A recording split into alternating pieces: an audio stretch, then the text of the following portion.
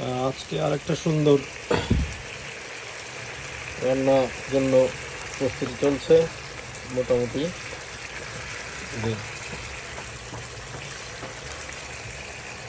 এদিকে আছে তাজা ফ্রেশ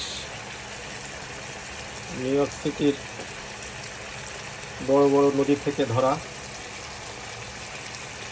কাপ মাছ, আর এই যে এটা বোনা হবে। ওইদিকে পাখিতে খাবার খাচ্ছে, ঘুঘু পাখি। ওইদিকে আইটেম মোটামুটি প্রস্তুত হয়ে আছে, শুধু খাওয়ার অপেক্ষা। কোনো শুকনো মরিচ নাই, বিনা শুকনো মরিচে এই আছে কালার।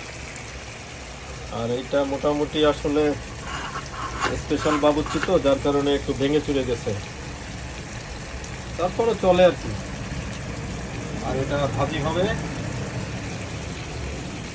মাছ ভুনা ভাজি, ব্যাস দ্যাটস ইট আর কি। আলহামদুলিল্লাহ। আর এই যে সবজি এনে রাখছি, সবজি অলরেডি গাছ হয়ে গেছে, শুধু প্রায় 5 ঘন্টা ড্রাইভ করেই আনা। এটা ভাবতেছি যে এটাকে